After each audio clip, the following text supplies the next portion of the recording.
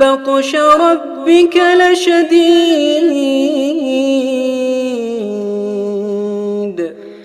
إنه هو يبدئ ويعيد وهو الغفور الودود ذو العرش المجيد فعال لما يريد هل أتاك حديث الجنود فرعون وثمود بل الذين كفروا في تكذيب